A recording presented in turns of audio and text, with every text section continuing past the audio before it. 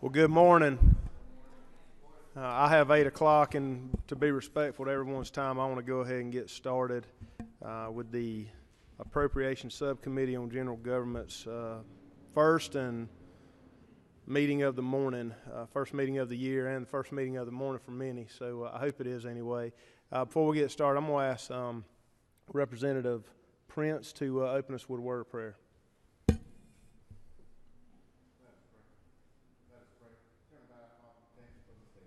For another opportunity to do the will and do your work for the state of Georgia. We ask that everything we do here be pleasing unto you. In Jesus' name,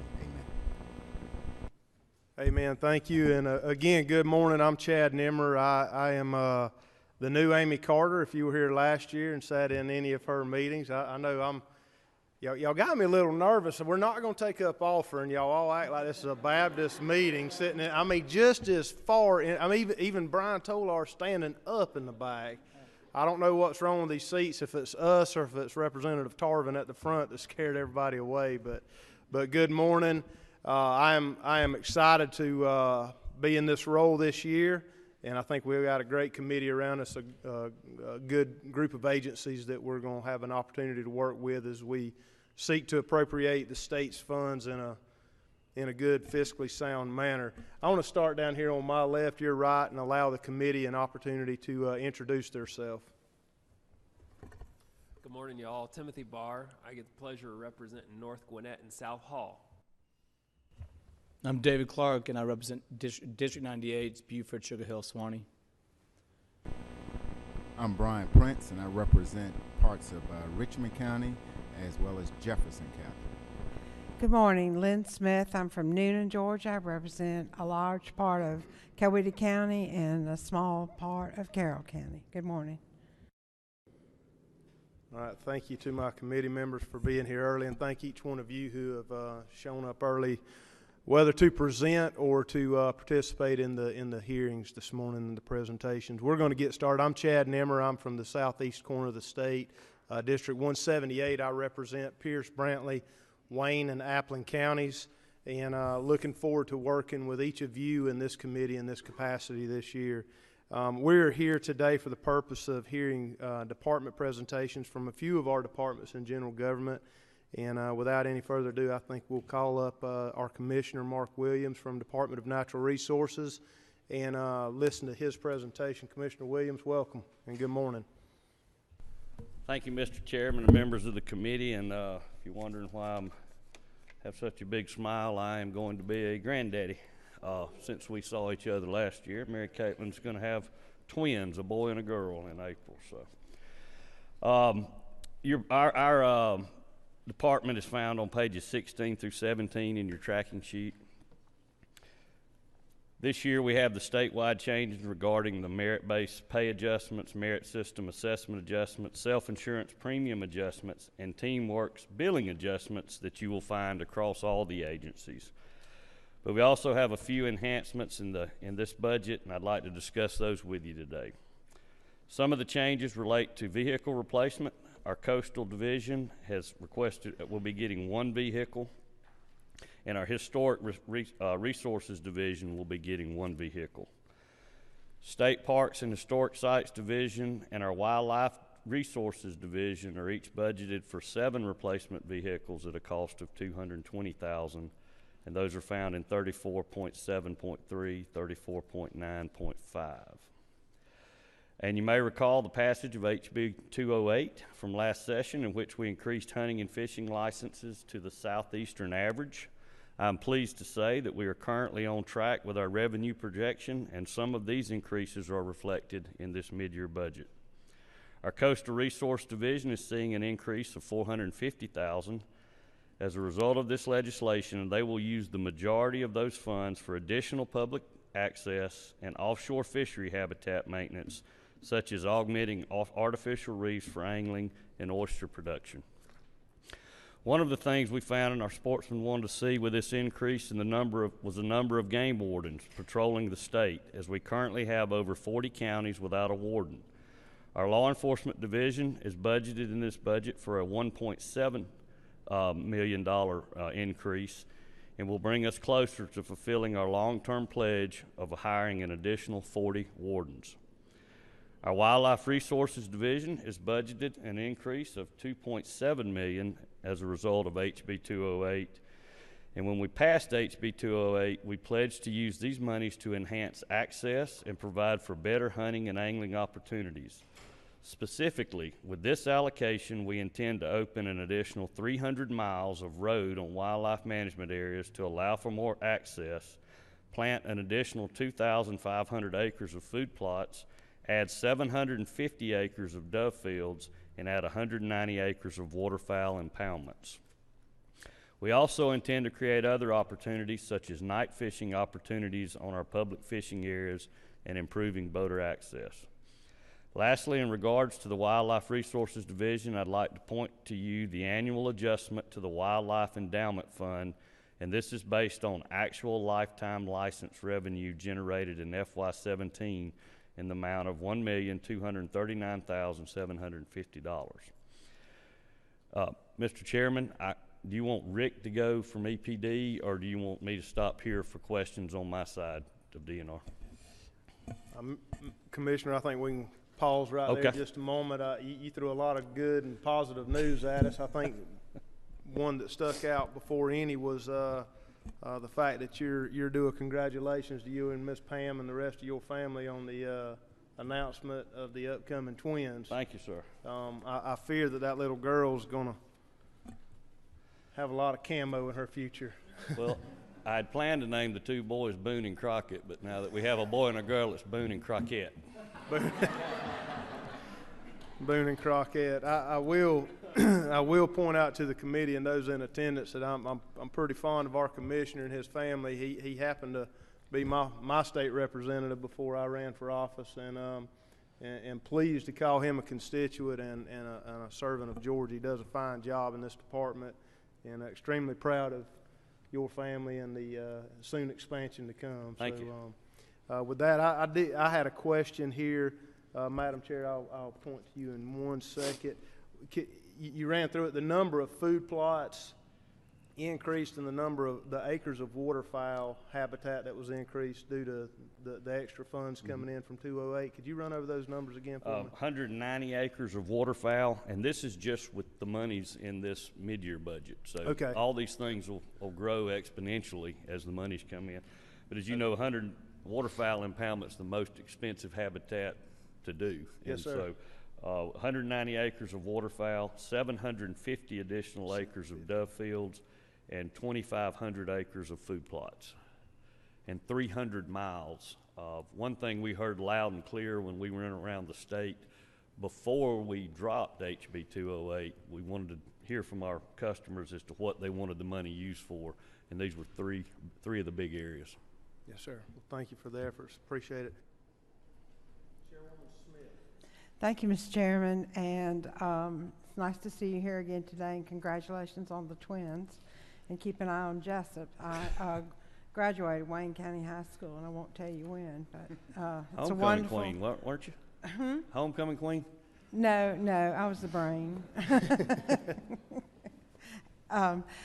My question goes to the devastating storms we had along our coast, and to, I guess, are we to expect any funds, federal relief, to help us with the sunken vessels? What is our situation in that particular area? Because that's where I'm getting phone calls. What do we do with the boats that are blocking our pathways along the coast? We had some boats before both of the storms, and then both storms caused some of that. As you know, when the governor was down on the coast, he announced a match that the state would pick up the match for some debris. So some of that is helping. But a lot of some of the counties, I know Camden County in particular, has taken it upon themselves and done a lot of the removal in their area. They were probably hurt the worst around the St. Mary's Marina. But Terry, do you have anything to add? No, as far as federal funding, FEMA, only if we have sunken boats, we can file for reimbursement on that, but that's still an issue. The removal, it's really the onus is on the owner of the vessel to get their vessel out. And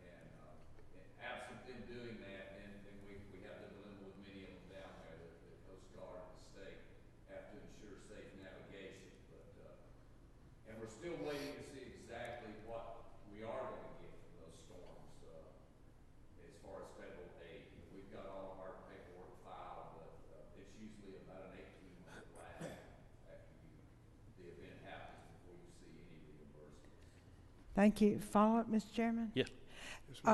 It's my understanding that all of a sudden it's very difficult to find owners of the vessels, and so if that's an issue y'all need to Yes. bring before our committee. We'll see what we can do, but thank you for that. Yeah, okay. Representative Barr. Thank you, Mr. Chairman. As you endeavor to take some large shoes here, the former chair lady usually had donuts for us if we had an 8 a.m. meeting. I just wanted to point that out. No, I'm kidding. Thank you. It's a pleasure to serve under you, sir. Commissioner, the 2.7 million, will that be from HB 208? Are those matched funds? Yes. And will we get those this coming fiscal? I'll What let is Terry handle the Okay. timing, but we feel like the formula this year is going to be $43 Okay. of every dollar from our license. This is state funds. Right. This is state funds, and the feds will match that with the formula being $43 this year. Okay. So that figure could grow even though there's lag time on it. Gotcha. So this is going to increase. That's right. Cool. Very Okay. much. Thank you very much. Yes, our additional state funds will certainly allow us to match the federal funds available as they do grow. But there's a 2-year lag that's used in the allocation, federal allocation. So the allocation we got this current year were from the license sales that happened 2 years ago. But it will catch up with us, and it will help us immediately also. Thank you. I do not see any other questions. As we release you, Commissioner, I want Thank to you. make one comment before you leave. And these are things that I get to see firsthand. This year, walked through a bunch of devastating and some traumatic events in our district and in my part of the state. And in every instance, DNR was on the ground. LE, Coastal Resource, DNR, every facet of this commission was there. When you think about storms, it was more than Hermine and Matthew and Irma. We had torrential downfall of rain coming on the heels of a fire called the West Mims Fire that devastated over 30,000 acres of privately owned forest land in South Georgia. DNR was there on the front line for every bit of it. When it transitioned into floods and hurricanes, DNR was there on the front lines. When the tornadoes came through West Georgia, guess who was there? DNR. We had a suspected homicide down in one area in a forest, and show up out there who's cooperating with GBI, DNR. Everything that I saw happen, right down to the most recent snowfalls in our area. We received an unprecedented 3.5 inches of snow in my hometown, and got called out to help remove some debris from a road one morning, assisting our local law enforcement, and of all people, I pull up on the hill and there's DNR. So, Commissioner, we appreciate what your agency does, and more than anything, no matter what capacity I run into someone under y'all's agency, they have a servant attitude. They're there to serve, whether it's assisting in a homicide or helping teach a child how to tie a fishing hook on the end of a cane pole. They've got a good attitude, and I think that's the direction our state has been heading in at large, and it is definitely exemplified in DNR. So I appreciate that, and thank you for your presentation. Well, thank you, Mr. Chairman, and I do want to publicly thank members of this committee and the entire General Assembly for House Bill 208. That was huge for us to complete our mission and grow our mission with this growing population in our state. So, and thank you for your kind words. I couldn't state it any better than what you have said about the great employees in my agency. So thank you very much. Yes, sir. I think when we're appropriating funds and looking over budgets, we need to know kind of what the ground effect is. So thank you very much. Director Dunn? Thank you for being here this morning, sir. And as Representative Barr pointed out, I apologize I didn't have a donut for you or the committee, but I'm I'll fine. do better Thank next you. time, sir. Thank you, Chairman Never. I appreciate the opportunity to be here. EPD has 3 programs in the DNR budget, 34.3, which is the Environmental Protection Division program, 34.4, which is the Hazardous Waste Trust Fund, and 34.8 is the Solid Waste Trust Fund. There's only 2 changes, and that's in 34.3, and those are both statewide changes. A statewide risk pool adjustment is 34.3.1, and a statewide merit system assessment adjustment is 34.3.2. Otherwise, our budget's unchanged. Maybe the easiest presentation of the day in all committees right here. Thank you for that. Do we have any questions for Director Dunn from the committee? Seeing none, I appreciate your time being here this morning, and I appreciate what you all do as well in cooperation with the state and Our pleasure. businesses. Thank you very much, Chairman Thank Nimmer. you. Moving right along.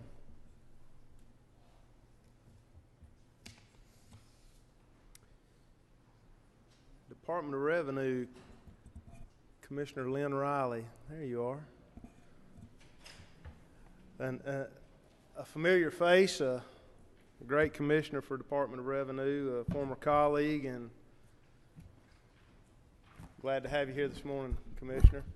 Thank you, Mr. Chairman. Thank you, members of the committee. I appreciate the opportunity to bring you a brief update on the efforts of the Department of Revenue to serve the taxpayers of the state of Georgia and speak to the changes in the amended fiscal 18 budget. Our primary functions in the beginning of the 2018 fiscal year is processing of tax returns that are presented to us by the taxpayers in the state of Georgia. Annually, we process over 7 million unique tax returns of various types: income, corporate, sales tax, withholding tax, motor fuel taxes, and other returns presented to us. So our primary focus is to make sure that that's done efficiently, effectively, in service of the taxpayers.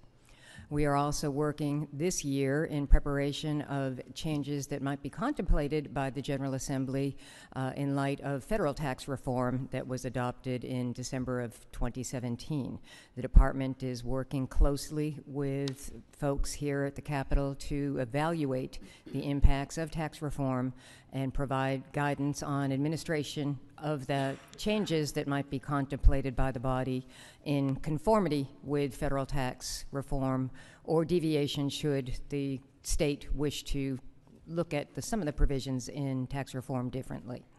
Finally, our flagship project in conjunction with Department of Driver Services is the continued development of our drives system.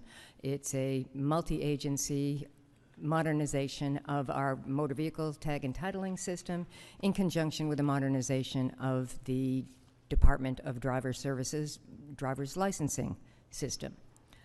Our budget track sheet begins on page 19, and throughout our agency, the statewide changes are reflected in of small amounts, but I wish to draw to your attention the 2 primary enhancements, appropriations for the amended 18 budget. First, on 42.2.1, the governor's recommendation is an additional $17.6 million to fund forest land protection grants. This will provide additional or sufficient funding, to pay all of the grants that are currently have been presented to the department for the calendar year 16 from counties.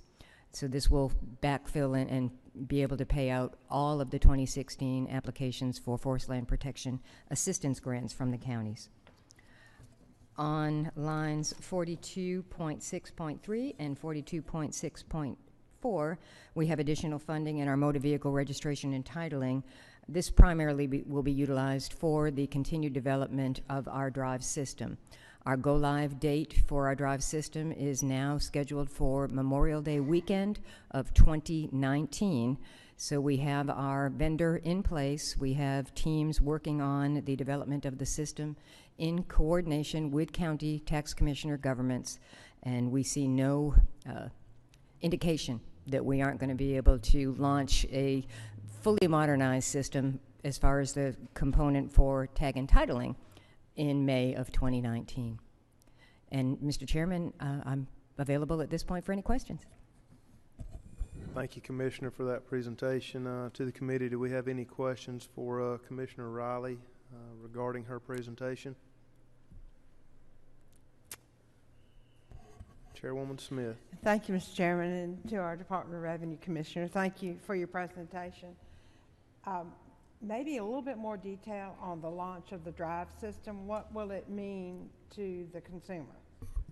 Thank you. I appreciate the opportunity to share how proud we are of this new project. Currently, the motor vehicle tag and titling system is archaic at best. It was put into place over 20 years ago.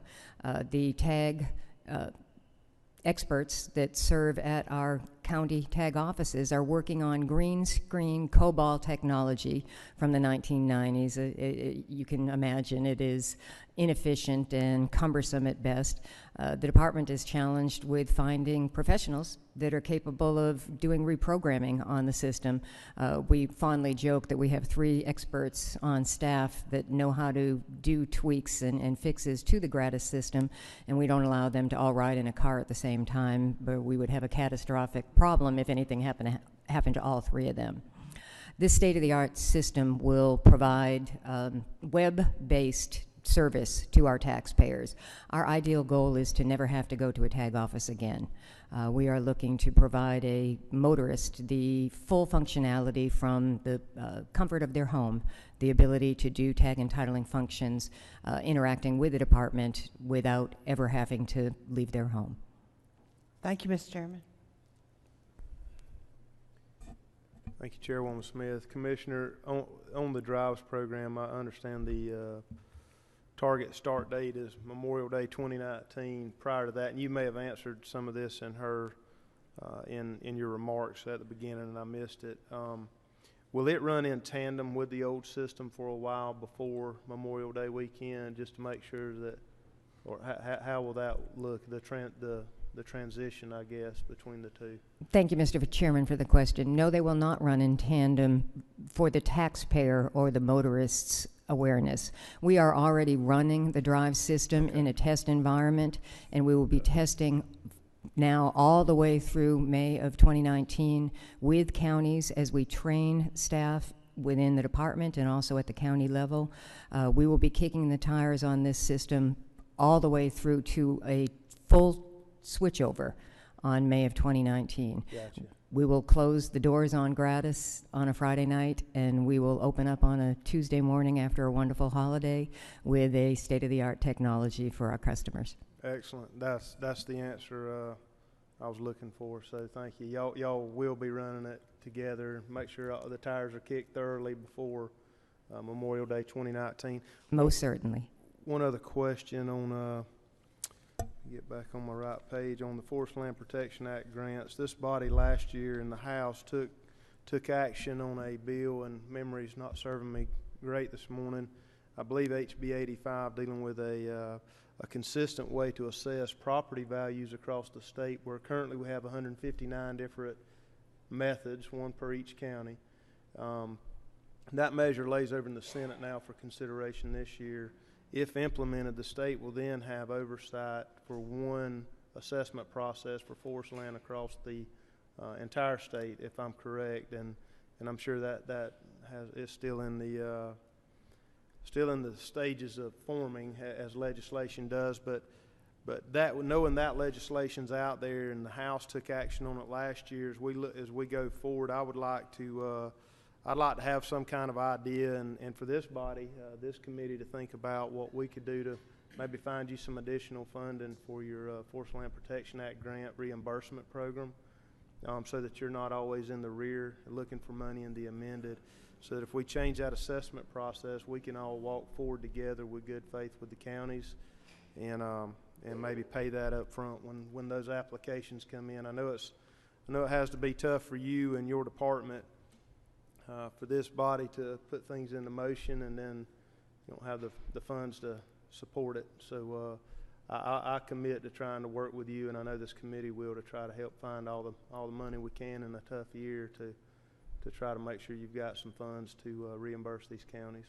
Thank you, Mr. Chairman. We're delighted to be able to work together on a way forward to assist the counties on receiving their grants on a timely basis. Yes, ma'am. Thank you, Commissioner. If there are no other questions from the committee, Commissioner Riley, thank you for your presentation, and I look forward to working with you in the days to come. Thank you very much. Commissioner Ryan from Department of Administrative Services. He's an old seasoned veteran here, been at DOAS for quite some time, and I think he's looking forward to a presentation this morning. Yeah, I'm trying to figure out which month I'm in now. So it was an October 1 start date. Thank you, Mr. Chairman and members of the committee. I greatly appreciate you asking me to be here today. Commissioner Riley is walking out the door right now, but as someone who just purchased a home and had to redo my vehicle registration, I would like to start by saying I'm fully supportive of the Drives initiative. I'm going to run through our tracking sheet. I will hopefully be brief, and I'm happy to answer any additional questions you all might have. I would like to start at 12.4, the Human Resources Administration, and I will be highlighting changes to our budget. I would like to say from the start that we are fully supportive of the governor's recommendation for the FY18 budget. And I lead that way because you'll notice the first thing I highlight is a $2.1 million cut to our human resource budget. That is a combination of a $1.6 million spend down of a reserve that we have in that trust fund, and also a $500,000 annualized cut. Cuts are not always fun to absorb, but I can tell you that we will do absolutely everything in our power to make sure that we hit that dollar amount. We will primarily be looking at holding some vacancies that we have right now. We will not be filling them. We've also got some decreases in computer charges and GETS fees that we can work on, and we're also going to look at our internal cost allocation as far as DOAS staff is concerned for HRA. Moving now to 12.5, which is risk. You will notice that we have an increase in billing for workers' comp. The governor's recommendation is for $4.9 million in additional state funding. You see the total amount at $7.9 million. The delta there is a $3 million addition in billing as well, and we've worked closely with OPB on that. Importantly, what you need to know about this is that we are working on putting additional money in so that we can settle some cases within workers' comp. We are also looking to increase our reserve slightly there. The target is $5 million. This will put us slightly below that. The importance of having a reserve is there is always the unknown out there. We may have large cases that we need to address. We need to have some additional funding in there that acts as a cushion. Next up, you will see a $1 million decrease in unemployment insurance.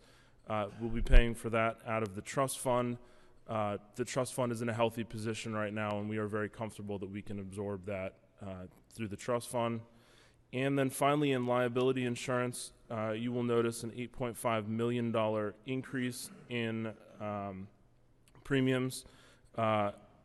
Speaking very frankly, as many of you know, costs have steadily increased. We're seeing increases mainly in bodily harm and employment-related claims. Also some medical malpractice, increased charges there as well. And that's all I've got for you so far. Happy to entertain any questions. And as I said to start with, I thank you very much to all the members of the committee. I know DOAS has worked very closely with this committee in the past. We're very appreciative of the assistance that you've provided us, and we look forward to working with you in the future.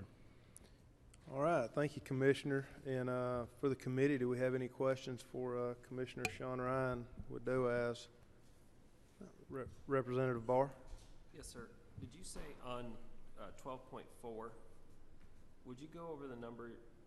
I have 2.1 million as a decrease. Is that what you have? Yeah, 2.1 million. So that's a combination of an ask to spend down 1.6 that we currently hold in reserves right now, combined with a $500,000 annualized decrease that you will then see in FY19. They're asking for us to also do that in amended 18 as well. Gotcha. Okay. Sorry, I should have been more clear with that. Thank you. Any other questions from the committee?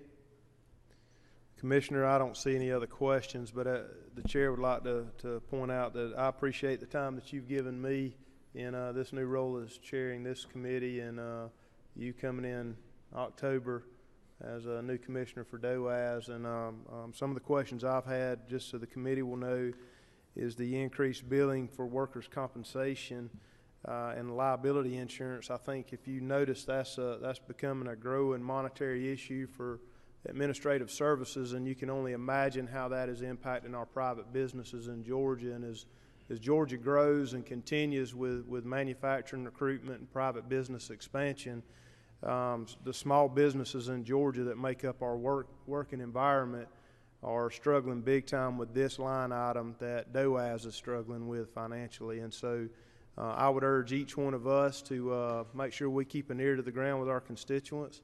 When we see our internal department struggling with government agency increase in workers' compensation and liability, you can only imagine how the mom and pop brick and mortar business is on Main Street. And if my numbers serve me correctly, I'm sure they've changed a little bit, more than 90% of our employment in Georgia is made up from a small business. And around 76% of that is businesses that employ 10 or less people. And so when they have an increase in cost that is substantial to their bottom line, a lot of times it results in doors shutting. And if you don't think that the main street and small town of Georgia in the heartbeat of America, you just take a trip on the back roads one day and see where we've come from and what we need to make sure we preserve. Commissioner, I took a little point of personal privilege there through your point on your line item, but as we recognize that as a growing cost on you, I hope that we remember it's a detrimental effect on our private businesses. So thank you for your presentation, and we look forward to working with DOAS in the days to come. Thank you, Mr. Chairman. Next up, Commissioner Hudgens and Chad DeBelta, if I'm saying it right. Is he here? Commissioner? There he is. Commissioner and Chad, we look forward to hearing from you this morning from Office of the Commissioner of Insurance.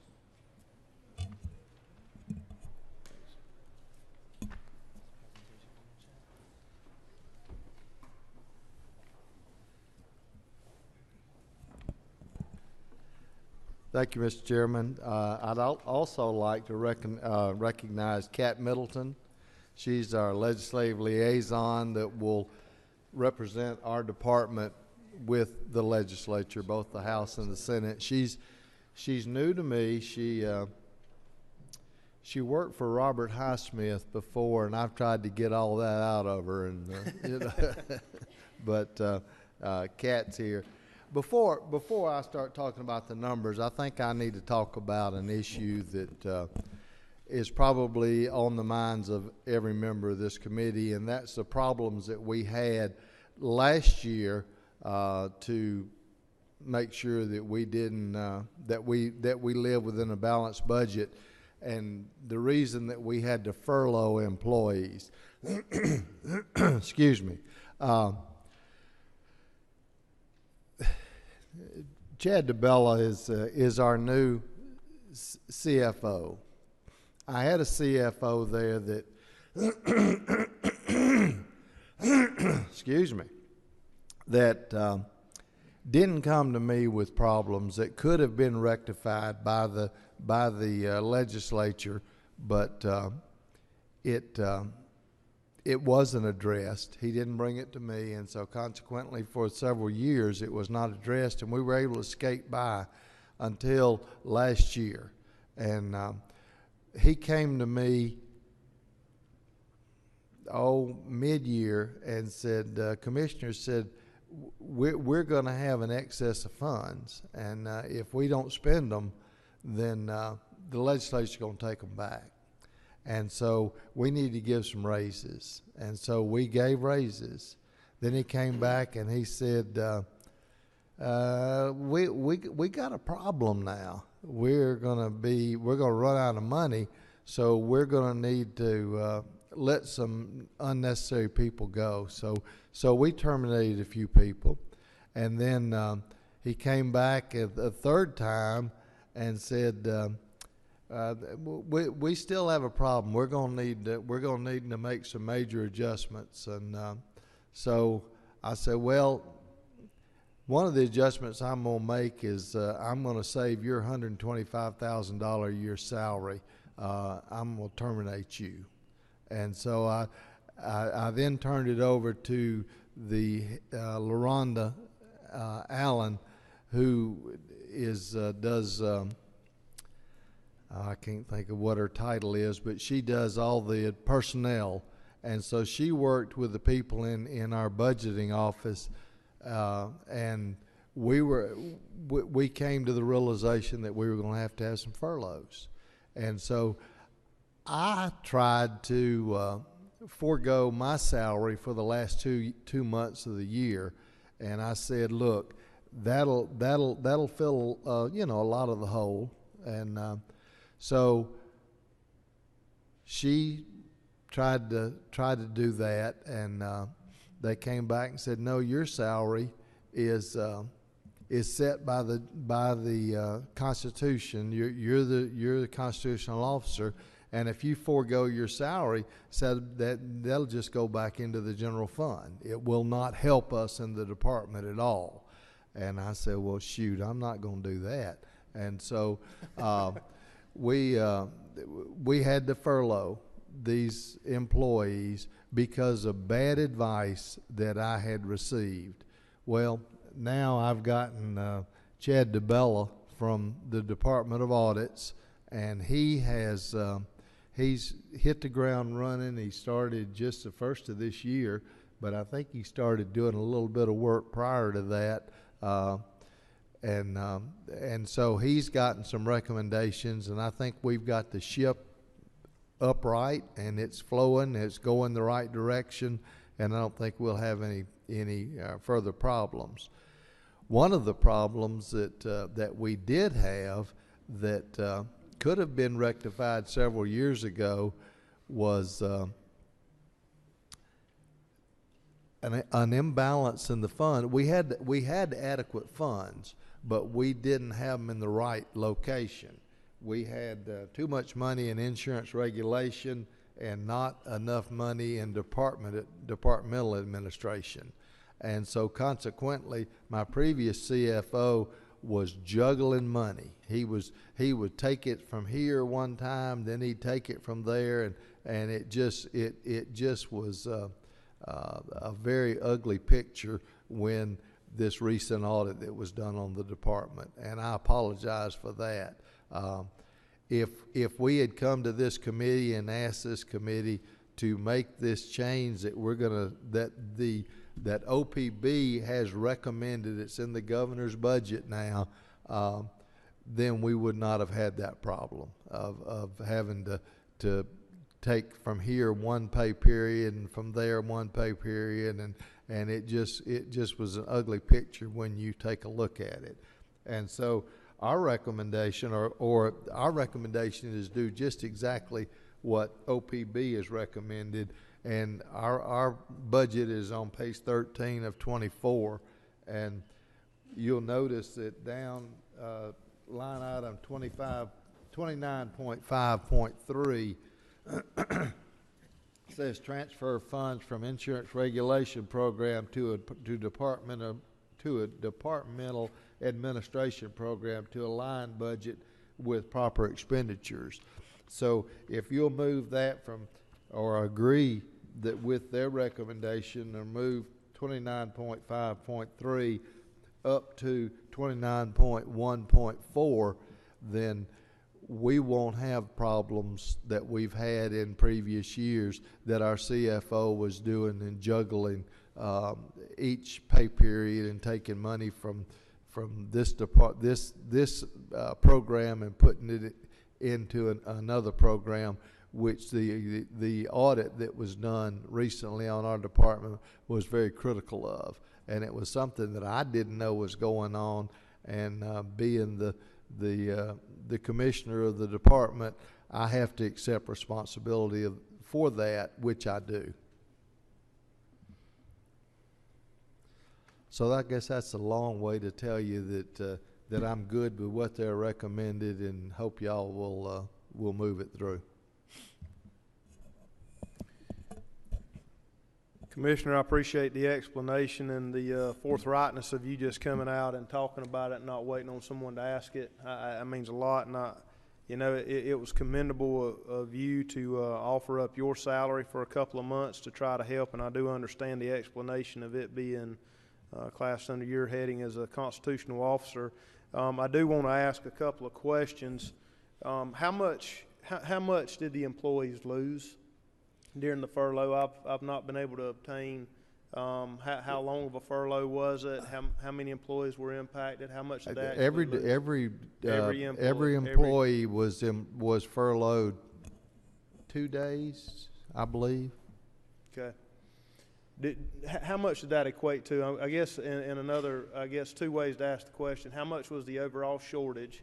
And then how much did the 2-day furlough for how many employees do you have? We have, Chad, do you know how many total? It was, I think. At the end of last fiscal year, around 206 employees. 206. Currently, right now, we're staying at 199. 199. I'll be more than happy to get you information on the furlough days for each employee. That's close enough. 199 to 206, somewhere right in there, and they were all furloughed for 2 days, and that filled the gap. Was it 2 days or 2 days? 4 days? Was it 4? I would have to get you that information. I don't know. I can't remember, but it was consequential. I can tell you that. Yeah. I just wonder, Commissioner, how have you seen the morale of the employees in the department that you interact with? And I'm sure you don't get to see all 200, No. approximately 200, but I mean, are they? I think they're all still engaged fully, and we didn't have any say, I'm out of here, I'm quitting. You know, if you're going to do this to me, I'm going to show you my rear end as I go out the door. That did not happen, and so, you know, I commend the employees. They're very dedicated to what they do, and I think they do a fantastic job for the citizens of the state of Georgia. Yeah, and I do want to take a moment. You know, I touted Commissioner Williams and Commissioner Riley for the efforts that DNR and DOR and their employees do as a service added value to the taxpayers of the state. And I know I have a lot of constituents that deal with you and my sheriff and different people with different cases, and they seem to always get good service. And I guess that's my initial concern, is how those employees are doing now. You know, I appreciate your quick action with removing the problem, and I would just hope that, Chad, as you come into that role, I know you and I have had an opportunity to talk. You know, sometimes we don't get to ask what we inherit, but we get it. And I appreciate you coming in with a good attitude and digging in deep and making sure that we get restore some what could be flawed reputation. It doesn't take many times to mess up, and especially when you mess with people's money. Those seem to sting deep and long, and people remember it. That's and, right. So I wish you all the best, Chad, in this role at Department of Insurance, and this committee will work with you in every capacity possible to make sure you've got the resources you need, and I know the Commissioner will also. And Commissioner, again, I thank you for your forthrightness, just coming in and talking about kind of the elephant in the room, if you will. I know it's been on a lot of people's minds. It's been on mine, right. and y'all were very open to come sit down and talk with me. For the committee, do you have any questions for the Commissioner this morning for the Office of the Commission of Insurance? Mr. Hudgens, you must have covered it well. Thank you, I sir. don't see any questions this morning. I appreciate you being here. Chad, thank you for your role over at the department, and Ms. Catt, welcome aboard. And I look forward to working with each one of you in the days to come. Thank you very much. Thank you, Commissioner. To the committee and those in attendance, that is the last of our presentations. For the good of the order, does the committee have any questions, any business that we need to take up at this time? Seeing none, we'll consider ourselves adjourned. Thank you, and each have a great day.